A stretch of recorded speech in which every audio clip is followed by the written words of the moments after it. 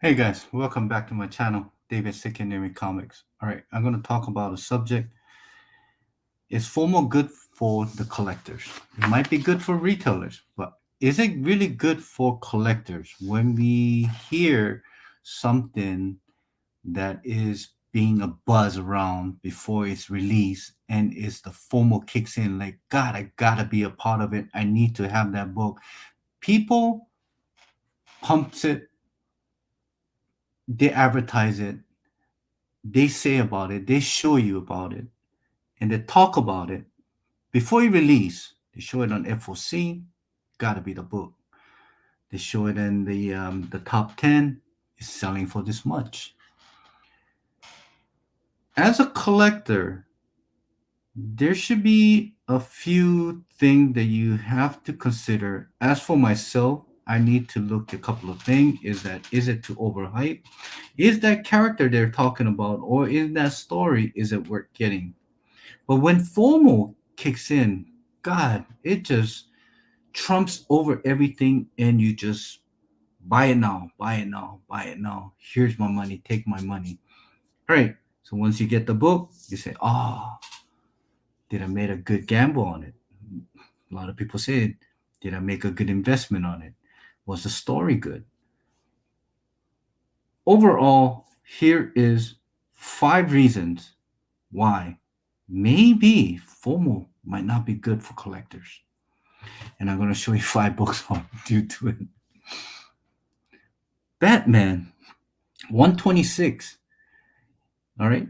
Homage to ASM 316, covered down by Gilliam March. All right. First appearance of what? Failsafe.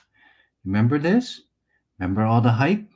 Did you have this book? Did you get it? Why did you get it? Did you get it because you are Batman completist? Or you got it because you loved the homage cover? Did you like it because the story that was told by, who was it? Chip Zdarsky?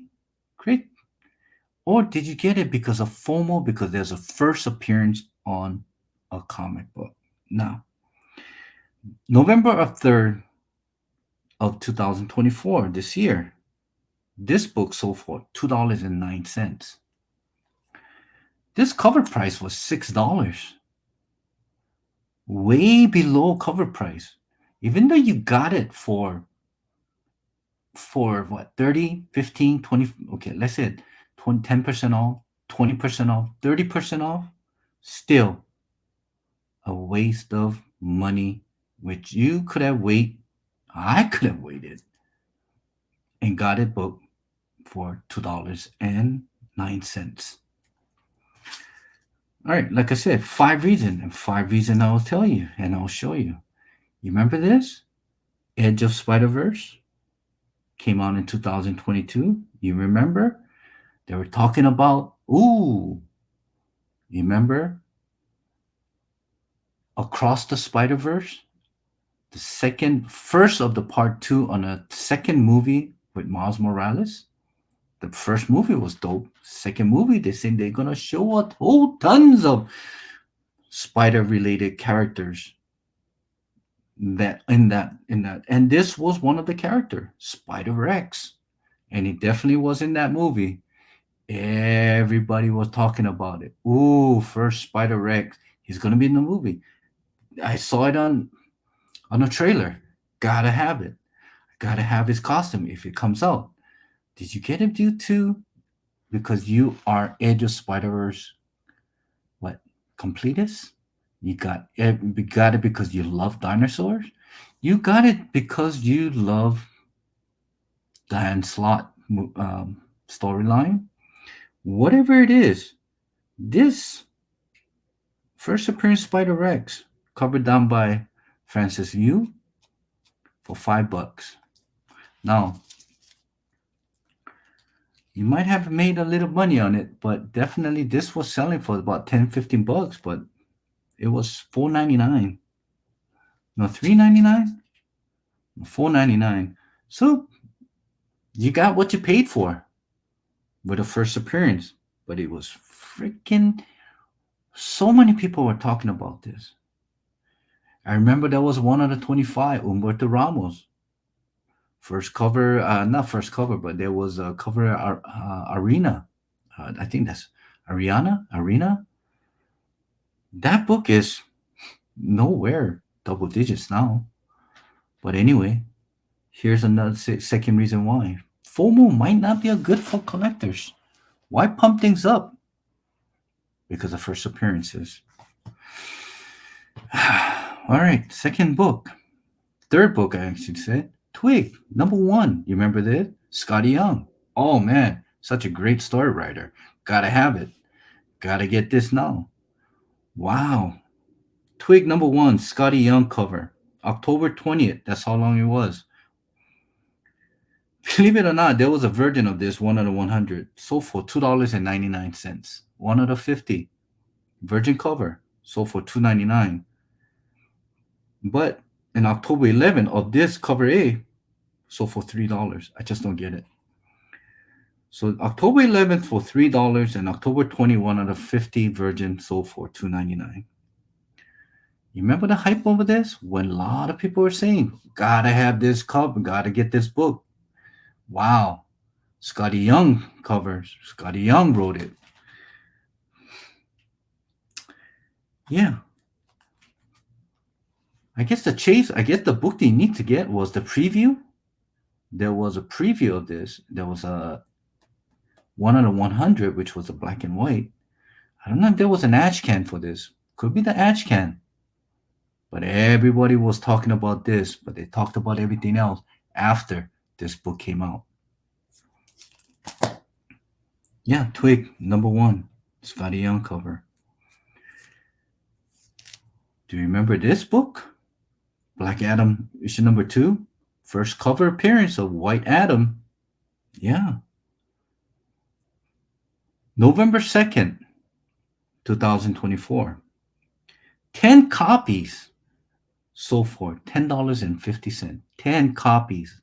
So averaging $1.05. Remember when this was book and they came out with a foil cover?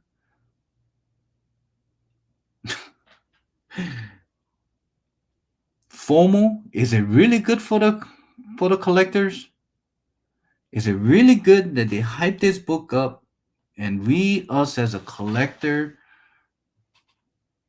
we spend our money hoping that it will be a good read, hoping that the character will do something, and we go there, we pre-order, or we just say buy now when it's hot, and what, 2 years later becomes a $1 book. Storyline is a crap. All right. Story is so bad that I stopped at issue number 2. All right. You remember, all gonna remember this one. Ooh, there's a spoiler variant. Ooh, there's a spoiler. That means the cover will actually spoil the storyline, and there's gonna be a death in this book. Who could it be? Who could it be? Hyping it up. My God, who can it be? Who's gonna die? Is it Mary Jane? Is Mary Jane actually gonna die? If you've been reading this Amazing Spider-Man, everybody thought there was gonna be a Mary Jane that actually gonna be dying on this cover, on this issue. But no. Spoiler variant. Death of Kamala Khan. They killed her so they can revamp her and become a freaking mutant. She's an inhuman. We all knew that she's an inhuman. And that intelligent miss, she became what? She came Dr. Mr. Fantastic. She had the ability to control her body and stretch things up. But no, they killed her. Why? Because MCU had a better idea that Inhuman won't sell as a character, but will sell as a mutant. Kamala Khan. Death of Kamala Khan. Spoiler variant. All right. Death of Kamala Khan, Miss Marvel. November 3rd. 10 copies sold for $13.27. Average of $1.33 or $1.27. Well, $1.30, yeah, $1.33. FOMO. This one's one of the big FOMO. I think pretty much everybody that I know on Instagram grabbed this copy. I knew everybody grabbed this copy because they were freaking pumping it about it. Everybody were talking about this. Mm. I knew everybody had to get this. Oh, they had to get this. Five reasons. Five reasons. It might not be good for us collector to have FOMO. So people were saying, is FOMO good for the collectors? Might be good for the retailers. Might be good for the influencers. Might be good that whoever picked up 10 copy and decided to sell it. I don't know what it is. But as a collector, not a seller, but as a collector, that we normally don't sell. We just like to hold on to things. They're just hard things to let go. And sometimes when we lose, it's really harder to let go because you invest $5, you get dollar. You invest $10, it's just somehow you take the loss, or you just keep it and hoping for the best that this certain character do come up here and has a better storyline than what he was when he was first introduced. So anyway, that is my video for today. Is FOMO good for the collectors?